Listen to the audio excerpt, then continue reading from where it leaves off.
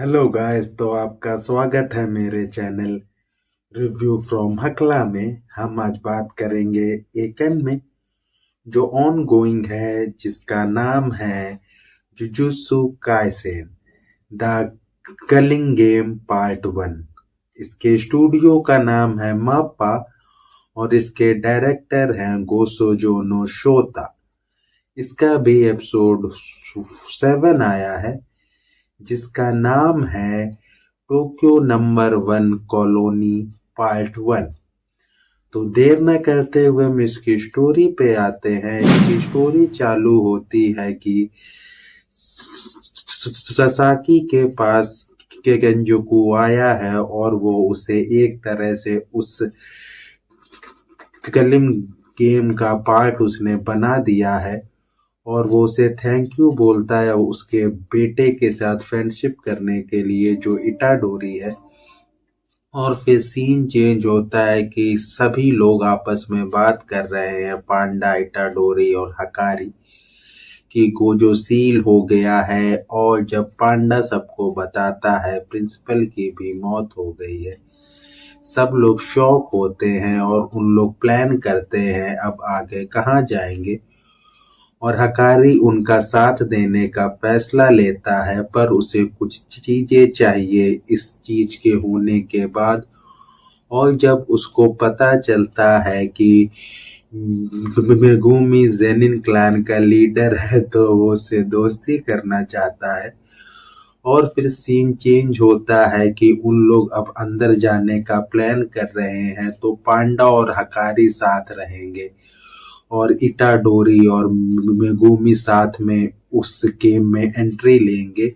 और उन लोग दूसरी दूसरी जगह जाने का फैसला लेते हैं, क्योंकि उन लोग जो दो पहले के सॉर्सरर हैं 1000 साल पुराने, वो उनके पास जाके उन्हें ढूंढना चाहते हैं।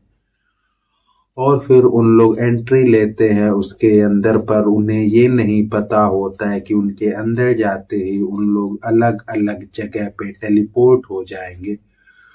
और इटाडोरी पे कुछ सॉर्सरर्स अटैक करते हैं, पर इटाडोरी उन्हें हरा देता है।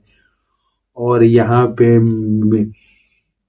मेगुमी पे भी कुछ लोगों ने अटैक किया, उसने उन्हें भी हरा दिया। तभी इटाडोरी के पास एक व्यक्ति आता है जिसका नाम है इमाई। वो उसका स्कूल का दोस्त या स्कूल में पढ़ता था। और हीरो उससे उस 1000 साल पहले के सॉर्सरर का एक तरह से एड्रेस पूछता है कि इस नाम का व्यक्ति कहाँ है। यही काम मेगुमी भी कर रहा हो, तो और दोनों के दोनों को अलग अलग एड्रेस मालूम होता है और एपिसोड यही खत्म हो जाता है। तो हम बात करते हैं इसके रिव्यू की। तो ये जो एपिसोड 7 आया है, ये बहुत ही इंटरेस्टिंग एपिसोड है। इसमें बहुत सी चीजें ऐसी शो की है या डाली है कि समझ नहीं आता कि इस कहानी में आगे क्या होगा। जैसे कि सबसे पहले जो इटाडोरी की फ्रेंड शो हुई, उसका वहां आना समझ नहीं आता।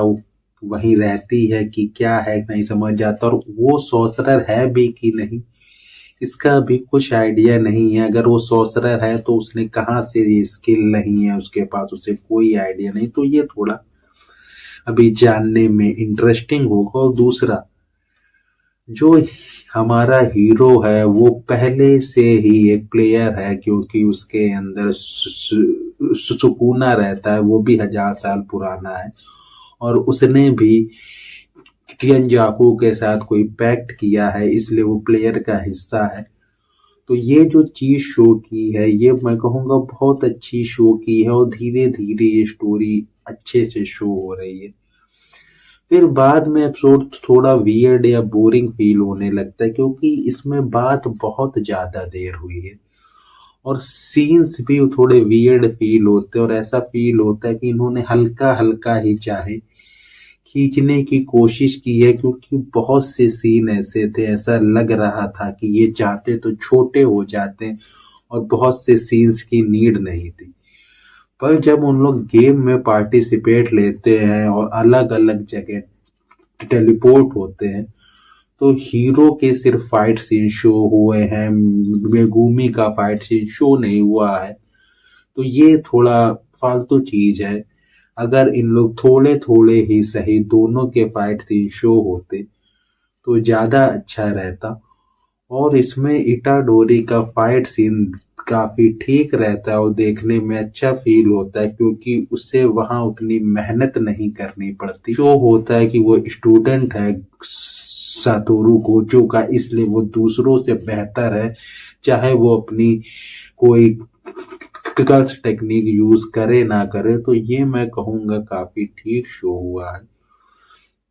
और इसमें एक चीज अच्छी शो हुई है कि मेगुमी का कैरेक्टर शो हुआ है कि वो इटाडोरी जैसा नहीं है। वो ये मानता है, वो यहाँ लोगों की जान लेने के लिए भी रेडी है, अगर उसे रूल चेंज करने के लिए जान लेनी पड़े।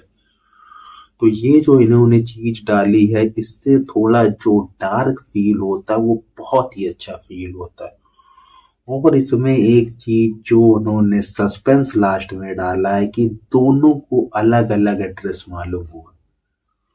तो ये जो चीज है, ये आपको अगला एपिसोड देखने के लिए क्यूरियस करती है, क्योंकि आपको नहीं आइडिया होता कि इन दोनों ने झूठ क्यों बोला। क्या पता दोनों जगह ही ना हो, तो आखिर प्लान क्या चल रहा है और इन लोग ये सब क्या कर रहे हैं। तो ये चीज मैं कहूंगा बहुत ही सही है। अगर मैं इसे रेट करूं तो मैं कहूंगा कि 10 में से 6 दूंगा मैं। क्योंकि फाइट सीन तो देखने में अच्छे फील होते हैं, एनिमेशन भी बहुत अच्छा फील होता है, कहानी भी ठीक ठाक फील होती है। लेकिन उसके बाद भी ऐसा फील होता है कि कहानी खींची है और हीरो पे ज्यादा फोकस करने की कोशिश कर रहे हैं। तो ये थोड़ा मैं कहूंगा ठीक नहीं है, क्योंकि वही मैंने कहा कि फाइट सीन दोनों के शो होने चाहिए थे। तो ये रिव्यू हम इसी के साथ खत्म करते हैं। Bye bye.